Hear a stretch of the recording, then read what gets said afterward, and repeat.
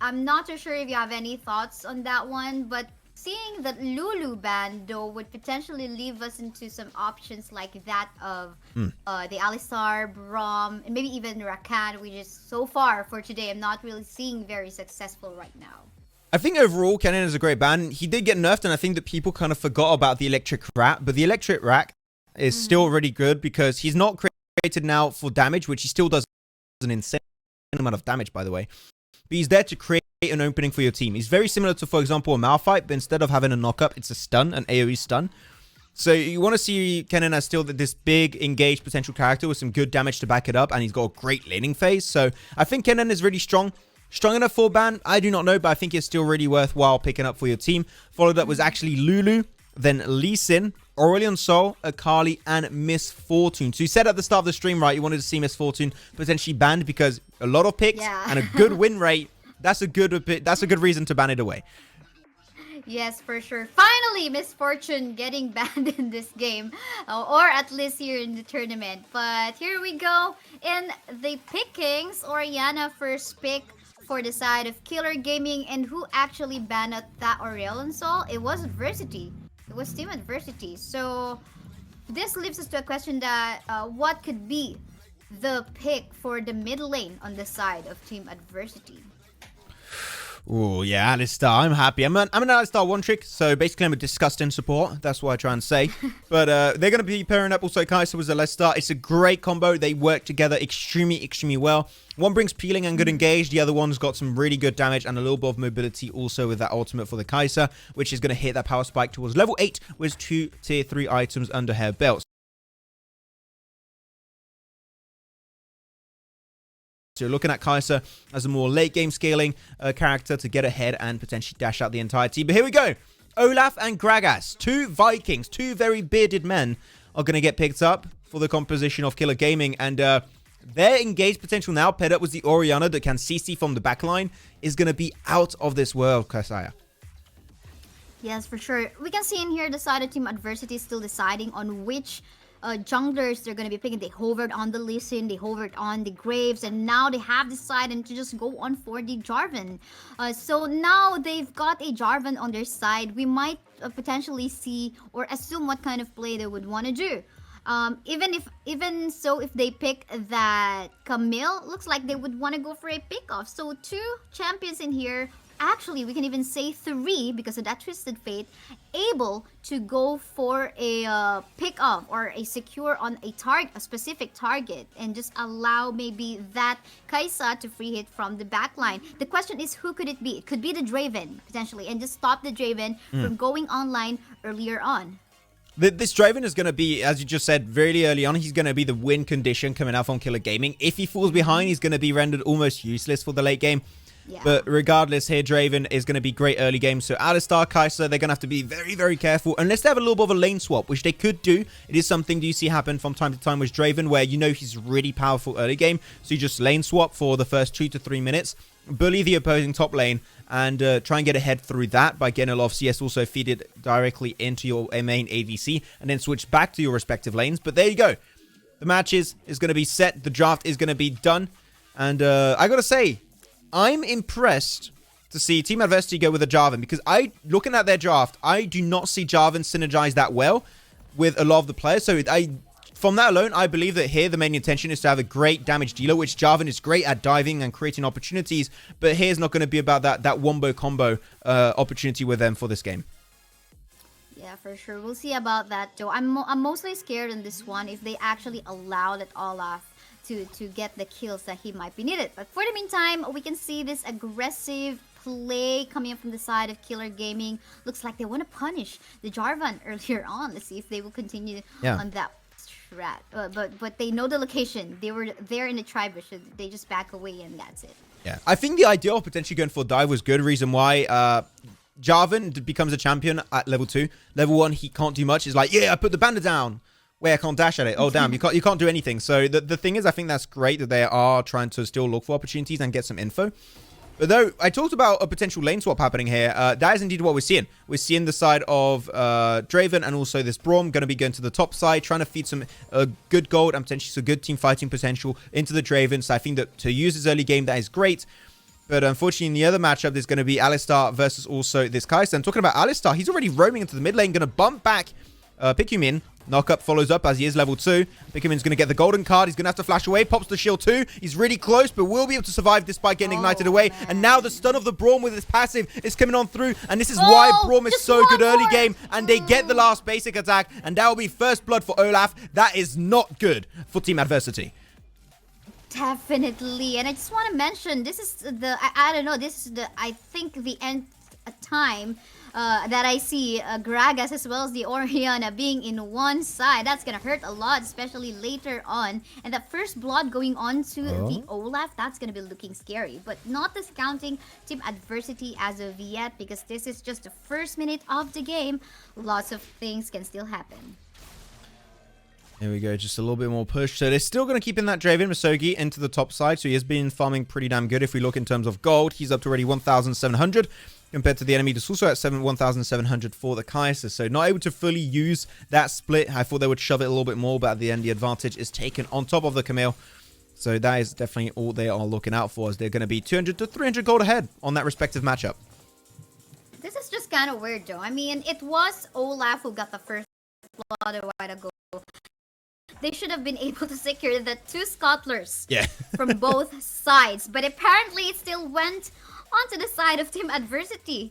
Wherein, was that again who died again? It was the Alistar who actually died from their end. So that's kind of weird that they just let Adversity to secure the 2 scuttlers from both ends. It is a little bit weird, but they picked it so early on that it's not going to have too much of a lingering influence on especially the Drake that's going to be spawning in the next few minutes. So overall, it's going to be despawning by then, so that vision control is not going to be that good. So the second scuttler is going to be the important one, but the early scuttlers, what they're allowed to do is keep information on especially roaming potential from the mid lane. So overall, they're making ganks a little bit harder, also for that Olaf too, so he's going to be very wary of how and when he decides to gank those respective lanes. Anyways, 3 minutes in, gold lead. It's going to be just almost nothing. 700 to 800 gold coming in favor, of course, of Killer Gaming. So nothing to be really scared about. But I'm scared about this bot lane where you're going to see this Jarvan slowly roaming up there. He is currently level 5. He's got the Cataclysm available. So they've got to be very, very cautious of their next move. But Olaf is there to back it up just in case a fight does indeed happen. For sure, but I think Gragas is also in there, ready to go for the ultimate, just in case a cataclysm happening here from the side of Jarvan. But Jarvan looks like he just decided to, okay, not just go for it, because they probably knew that there might be a backup incoming, because this Kai'Sa, or sorry, this Braum as well as this Draven's just allowing the members of Team Adversity to just shove the minion waves. I just remember that I forgot to mute the music. So we had some music the entire time early game, but that's fine. There was not much happening regardless. We had some music. It was getting us hyped up. We good. But here, we talked about Scuttle being super important. They're going to get the second Scuttle, which is great for Drake vision control on the Drake pit. They're going to get it, but they don't really have the man advantage to take the Drake fight just now, so they're just going to try and potentially find some opportunities, get some damage. But Camille is not there. The reset was a little bit slow on the side of Team Adversity, and now you're looking at the entirety of Killer Gaming. They are there in the bottom side of the map. They could try and look for an opportunity. They're going to try and look for the Draven. Going to push away. Nice knockback also coming out, but we'll be able to use the banner to escape. But is that going to be the case for Danny? He's going to have to force the flash away. They find some great damage, but during that time also going to see this Gragas a little bit out of position, focused down by the Camille in this fight. Absolute mayhem is happening. Cataclysm comes on through. Olaf is going to pop away. That also Ragnarok will be able to flash from bush to bush without giving the info away. That is huge from the Olaf. Nice. Oh, they're trying to move away. They're so low. This normally, because they're so healthy, should allow them to get an easy Drake without getting contested. Yeah, for sure. And now they're actually, well, we can say, was that again, I think one casualty from the side of Team Adversity. Yeah. But then again, they have to just want to go for a safe play, because the death timers aren't that heavy as of yet. But really good plays. It was kind of a messy team fight, because there were like 3 fights that has been happening. One nearby the Drake, one nearby the turret on the side of Team Killer Gaming, and one nearby the turret of Team Adversity. So it was hard to take a look at. But then again, that secure the kill by Olaf again it just will allow him to look even more scary. Yeah, he's going to be a pretty scary opponent to go up against in the later stages overall. But this is still, I got to say, a really respectful game from both teams. I would say even the closest game, at least until now, into the 6-minute mark that we had throughout the 3 games today. So overall, big up respect to both of these teams. It is a really nice matchup, I do say. Like, it's really even. The draft are good on both sides. They both clearly have a win condition. But also, I would love to see them using this Twisted Fate for the next fight. He hasn't had the opportunity of doing it yet, but he's got that teleport, which just like an Aurelion Sol, gives him so much map presence and map awareness. So you always got to be careful of when you pick a fight, especially for Killer Gaming. So if they find a fight where it's even in terms of man advantage, get that teleport in from the Twisted Fate and get that advantage right away. That'll be huge. But Gragas, he's looking at a scary spot. Take is going to get dived upon, bumped up, CC'd for days. Cat's got, oh my god, they're using all the ultimates. Everything for 1 kill. I mean, everything. Worth it? Worth it, I guess? I don't know. Well, that was the first turret, and maybe they even got an early position on contesting this Rift Herald, so I think that was fine for that particular position and fight. Oh, wait, so we got Only 1, for 2, that 3. That was 3. Position and fight. It was 3 ultimates of Alistar, Cataclysm, and also the Hextech Ultimatum that all came through. They do trade turrets, so but Camille's going to keep on pushing as she is a great split pusher, and she finds 2 extra plates on the second tower in the top, so that's some more free gold income coming their way to try and increase that gold lead. But it's still, unfortunately, talking about gold lead, has been reduced to nothing because of those few plates. So overall, this is still a game of back and forth. No, you're going to do something. I'm going to do something to respond to that in the terms of you take our top tower, we're going to take the bottom tower. So they are trading a little bit back and forth. They're being really respectful, which I do like. But that's going to have to end eventually. One team's going to have to take the lead at some point, especially when the next Drake is going to be the Cloud Drake, which is going to be great for the cooldown reduction of the Olaf, so he can engage as many times as possible. In the top side, they're going to go for the fight on top of Domen. But Domen GG going to use that banner to move out. But another fight happening in the bottom side. Man, they're looking for opportunities everywhere, but everyone is so slippery, they can't find it. Yeah, for sure. And I just want to go back again to that Gragas, wherein almost all of the ultimates of the members of Team Adversity was just burned out. But yeah, I think it was just them trying to avoid an explosive cast to be casted. And they're just going to go all in for the ultimates. But yeah, for the meantime, more action happening down bottom part of the map, Maxman. Hextech Ultimatum from the Camille, but she's going to be split away from the rest of her team. That's going to be fine, though, finding a lot of great damage. Also, great cat. Oh my god, the Cyclone coming out was big. But regardless, that's still going to be some damage dealt pretty heavily. Jarvan going to be really low. I don't know why he tried to engage. It was easily him going to go down. Great 4-man knock-up also from the Alistar. Going to try and find the kill onto Klaga. He's going to get it for himself. And still the Camille able to stay alive. She's so slippery. Alistar going for the knockback, but not able to secure the kill on top of that Orianna. And now is Save Your Tears alone. And indeed, he is saving his tears as his team goes down. He's alone just like a Mumu. And great flash belly jump into it for Save Your Tears. Is going to be now low. And one more bit of damage, and it should be the end of the day. But at the end, that was a fight. It was close initially, but because they got so spread, Team Adversity could not take the win. I can see that now they're having a hard time up against the Olaf. The Olaf getting a lot of secures on the objectives as well as the kills. But for the meantime, looks like they want to punish him this round. Oh, Gragas TP in there. Oh, they want to try something. Oh, great. Goodness. Oh, my God. Great shockwave coming out from the Orianna. That's huge. They turn the tide of that fight potentially in their favor. They still lose the Olaf, unfortunately. But that is going to be... Oh, no, the Olaf is still alive. What am I saying? I'm lying. He's still up there. The Viking is still on his 2 feet. Normal basic attack. They get it. It's going to get the stun of the Frostbite. So that's going to be an extra BLCC and another elimination. Actually, no, it's just a 2-man kill. Coming up, Team Adversity, they are struggling, and Drake is spawning soon too. So you got to keep control on that pit if possible, but this is looking very scary for Team Adversity. Definitely, but I think meantime, what their strategy will be is this Camille just go for that split push work. Not too sure if they'll be... Oh, looks like he's in a dangerous spot right now. Gonna get sandwiched in here anytime soon, probably. Oh, engage. Oh, great Cataclysm once again, blocking away the escape route of Take without a flash. There's not much you can really do, and he's going to be so... Oh my god, the peeling away from the Braum on his ultimate is huge. Keep in this Gragas alive. The execution on that play was so close, yet so effective. Man, great. What can I say? That is what you love to see from a support. Yeah, and by the way, the Camille just died up top. I mean, Adversity secured a turret up top, but he ended up dying. But at least that's a space created for the side of Team Adversity. Yeah. But although it was also a good buy time coming from the side of Killer Gaming in the middle lane, not allowing a casualty to happen from their side. Golden card, knockback, and also Hotbit pulverized from the Alistar. Good damage dealt to the Braum. Not going to be able to frontline. Should go back to base, hopefully. But here, no one has yet to take the mid lane first turret. And this is most of the time, at least for the 2 last games, whichever team found that first turret in the mid lane was starting to get a lead and actually won the game off of that.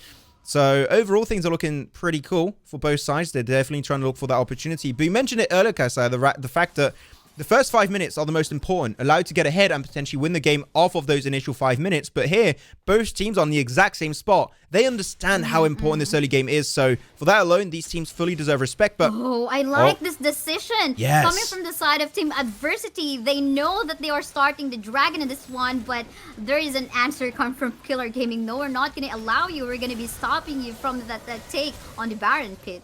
Alistar a little bit too far, but he still goes ultimate, so he's able to soak it up. He's an absolute beast of a character, tanking up everything. And here you go, Olaf joins the mix. He's got the Ragnarok also, picks up one, looking for another one, but Twisted Fate, I'm getting the hell out of here, son. He's out of the fight entirely, goes straight back to the mid lane. They win the fight, but can they take the Baron? Seems like they will try at least. Goatee with Misogi will be taking it down.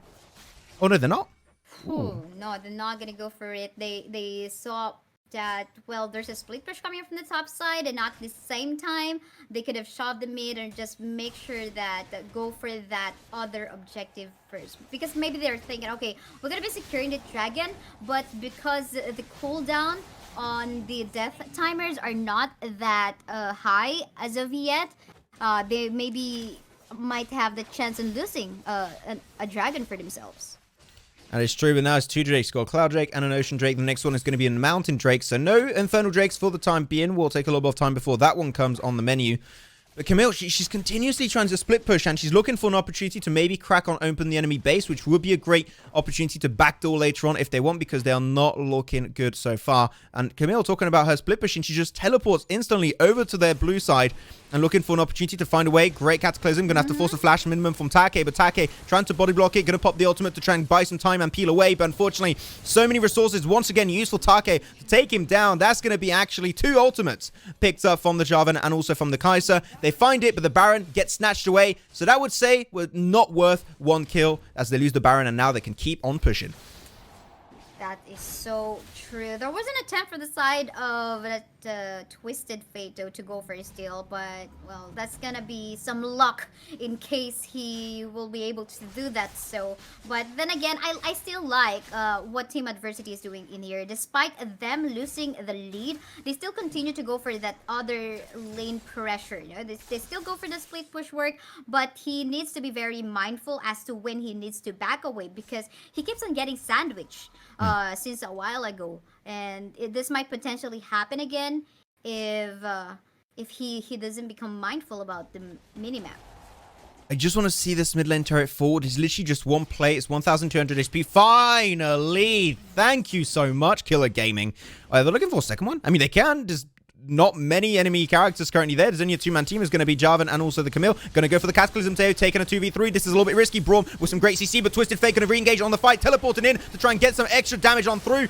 And now the damage is coming out. Killer Gaming are taking so much damage, but they are sharing it straight back to where it came from. And the damage, they're going for the dive, 2 forcing so many flashes away for Team Adversity. And now Olaf, he's got to close that one, but he's still got the GA. He's feeling so confident in his fighting capabilities. And the GA gets popped anyways. But now they crack 2 turrets, looking for the inhib turret. This is a huge fight coming out from them, as Gragas is not done. Getting some extra CC on Rain to make sure he can't defend the tower. That was such a great push and impactful push from Killer Gaming.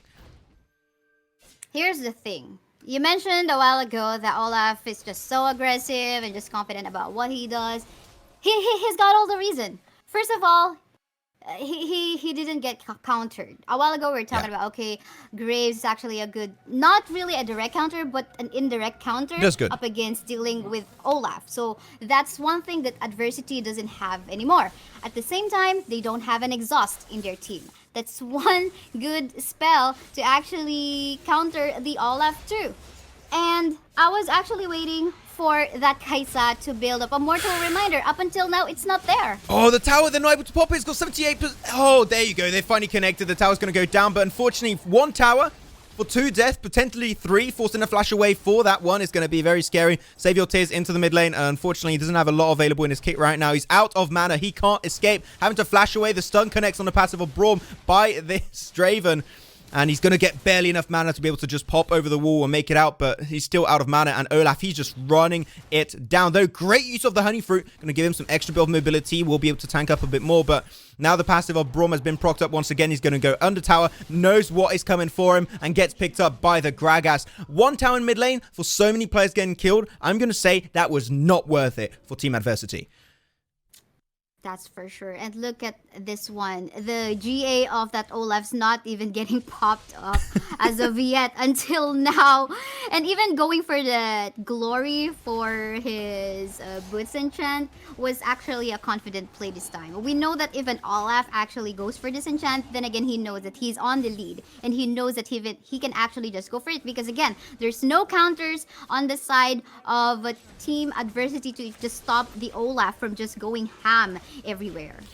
That's a very early Ragnarok, but great ultimate from the Gragas also to create the opportunity Cataclysm to maybe buy some time for his team to escape, but they're not able to do so. That's going to be Alistar so deep, popping the ultimate. He's going to be tanky as hell, and the focus is going to be now towards the Twisted Fate golden card, but gets absolutely obliterated in that fight as Camille way too fast. He's still got the GA, but this is going to be looking pretty tricky. Hectic ultimatum on top of the Olaf, but he's still got the shield. He's looking healthy. His team is there. And Gragas ready to go for the re-engage onto the backline onto Danny. That's 1-2 frags extra coming the way of Killer Gaming. They cracked open the mid lane earlier. Baron, you don't even need it. You can close the game here and now, but Save Your Tears is trying to go for a backdoor and forcing a recall. They're not going to lose because of Save Your Tears. He saved the game for his team, maybe.